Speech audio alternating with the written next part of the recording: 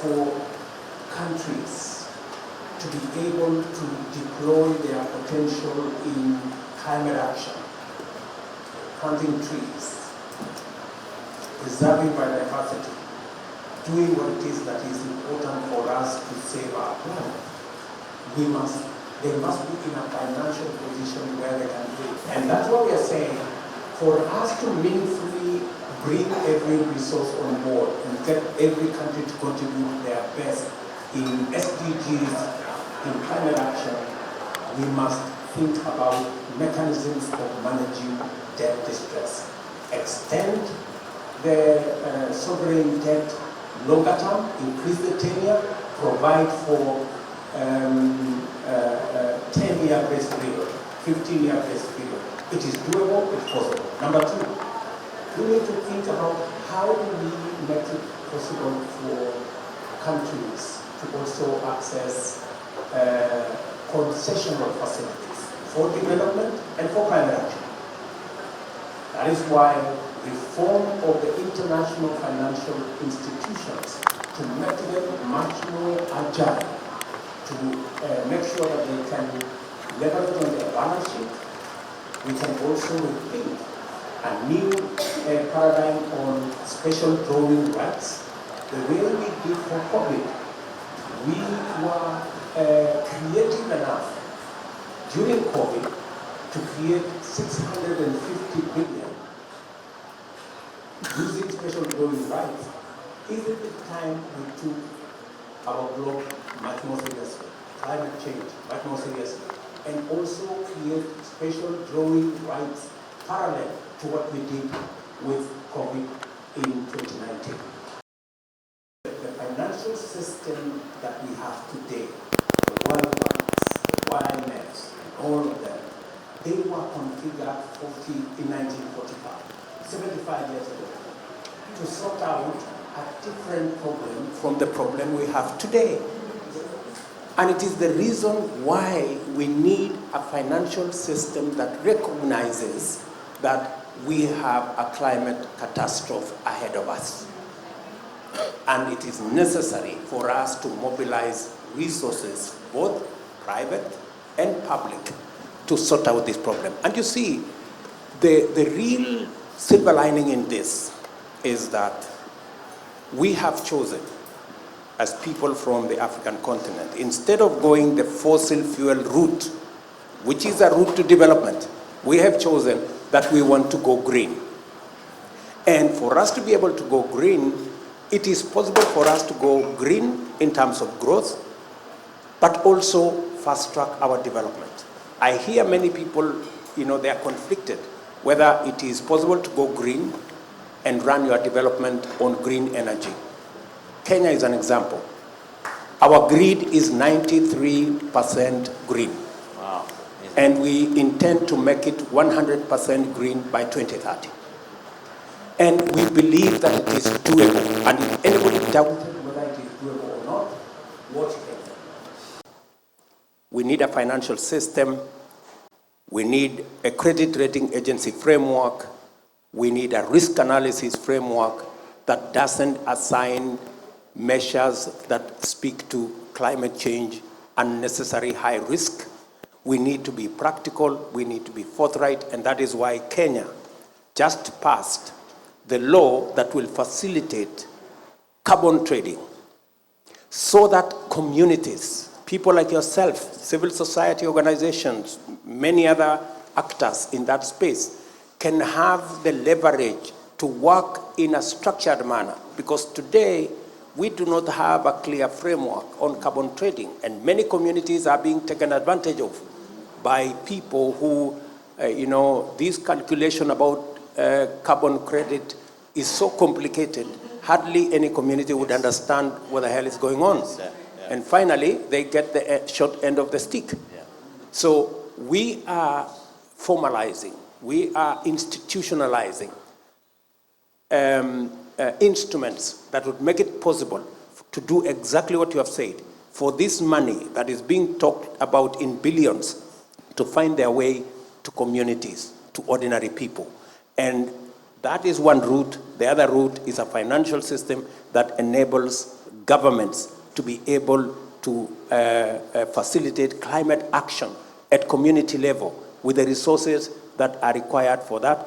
And for us, who have a problem with 600 million people in our continent that have no electricity, another 1 billion people who have no access to clean cooking. These are interventions. We need a financial system that would address that challenge. And we have ideas. And these are not ideas of getting other people to help us.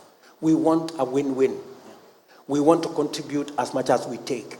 And we want everybody to play in a fair environment. Fair access to credit, fair access to opportunities, leverage on the assets that we have so that humanity can benefit and we can grow our economies and grow them green. Absolutely, and I think that's a message that I'm going to.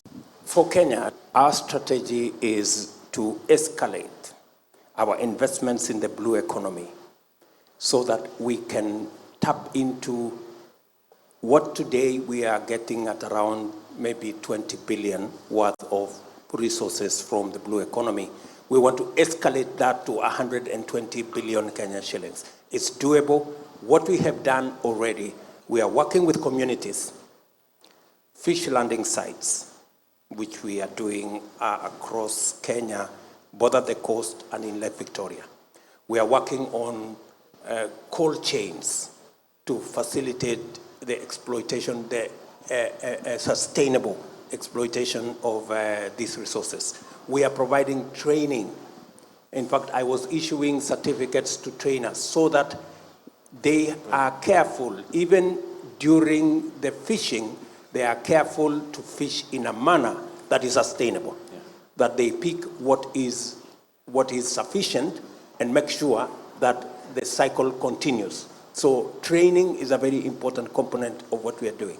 And that whole ecosystem is built into the mechanism that we now have, the regional mechanism, where we have to sit down with countries sharing the Indian Ocean, and there is a mechanism of ensuring that exploitation of the resources there is structured so that it's done sustainably. To confirm to you that there are huge opportunities, but it must be done sustainably. We need to stop the huge corporates that get into our oceans, destroy life in our oceans in pursuit of commercial gain without thinking about what happens tomorrow. So that is what we are doing in that space. And I want to tell you that Kenya is seized. We are co-chairing the space in our region. We just finished a meeting in Mauritius. And we are focused on making sure that we play our role. And that is why I set up a whole state department responsible for blue economy.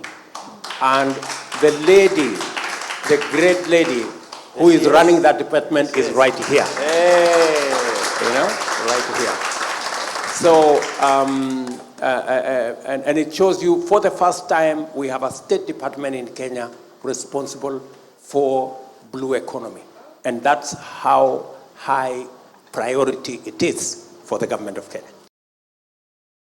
As I sit here as a marine biologist, I would be remiss if you talked a lot about the green economy and green growth. I'm interested to hear your thoughts on the blue economy. I know that sector people must keep at it, because this will not happen with politicians alone. It's too important to be left to politicians alone. Yes. And therefore, it is important that every sector of our society come on board, nudge us on, push us on, do whatever it is that they can so that we get this right. Politicians like myself respond to pressure. So, okay, you hear that? You heard that? He said it, not me. So the pressure must be on for us to do the right thing. Yeah. And you know what you need to do, right? Our week, if not my year. So thank you very much. Let me say this. People like William Ruto alone. It requires possible anymore to think about climate action on one end and development on the other exclusively. It is one and the same thing.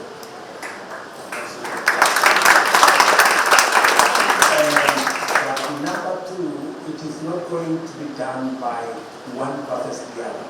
It will be done collectively together. And the focus must be on leveraging every asset that we have, public and private, to see to it that we take the city to the future. We need to think about how do we leverage on the private sector? How does the private sector come on board? How do countries like Kenya, developing countries like Malawi and others, how can they go into the financial market and work with the private sector to get resources to drive SDGs, to drive development, but to also drive climate action? The impediment there is we have a skewed, maybe rigid, credit rating agency mechanism, debt analysis mechanism, risk analysis mechanism, sovereign debt framework. We need to figure that out. And every aspect and every financial institution we speak to tells you there is a problem with credit rating agencies, there is a problem with risk analysis that looks at the past and not the opportunities of the future, and assigns and assigns risk to developing countries. We end up paying 5 times more. Private sector therefore runs away because they are being told this place is risky. And the same credit rating agencies, my friend, put us in the financial crisis in 2007 when they assigned very low risk to very high risk instruments. They are doing the same again, and that is why we need to face them and tell them it has to stop. And we need to have a candid conversation about carbon pricing and carbon tax.